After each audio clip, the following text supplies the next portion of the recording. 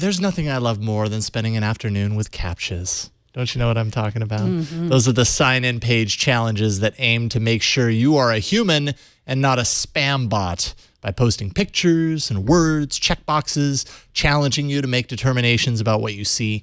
Well, Google is looking to make things a bit less annoying for us humans by making CAPTCHAs invisible. Google isn't actually telling us how it's doing this, but the company is certain its systems can now recognize when you are a human and when you might be a robot posing as a human. If you pass the test, you'll never actually see a CAPTCHA challenge anymore. It will have already determined you are a human when you get to the point that you would normally get a CAPTCHA. If you don't pass the test, of course, you'd end up being presented with a CAPTCHA, to which makes me think that anytime I see a CAPTCHA, I'd be like, well, what? Am I not human? Or what's going on here? Westworld moment. Yeah, exactly. Am I discovering something about myself that I didn't know? Yes. So what you're trying to say is a robot, it's now a robot's job to be able to determine whether I'm a robot or not. Yeah, robots should just know. No, I know if robots. they're kind or not. Yeah. Exactly.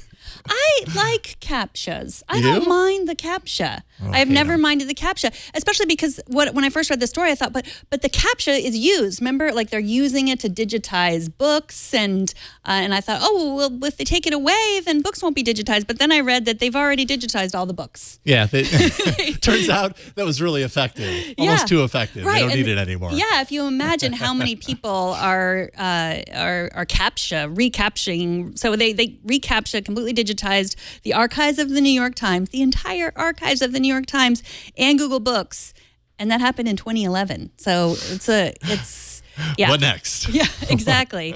But I will tell you what I would like AI to do, and we had this discussion earlier, you and I, is get rid of those dumb security questions. Because that is not a way. I couldn't get into an account because I couldn't remember the answer to my security questions, and I probably lied. I probably made up the answer because that's what they tell you to them. do, Yes. right? Like, don't put your real answer in the security questions. Have something that's completely disconnected, because if you let too much information out there, people can guess your security question answers. So I want AI to do that. Yeah, that would be nice. AI should figure out just a way around passwords in general. I always wondered, you know, when you go to a site and instead of getting like a full-blown CAPTCHA, you end up getting this little box that says, I'm not a robot. And I always wondered, well, why is my checking that box telling it I'm not a robot? Couldn't a robot do that? Turns out, I did some reading into this. Back in 2014, Google implemented the I'm not a robot checkbox. Basically used a number of signals that it already, kind of matches up to your account, your IP address, your browser that you're using, your cookies, your history, activity. Also uses your mousing activity when you check the box to determine, like, is it too precise? Is it super duper quick the second it appears on the screen, or is there a delay?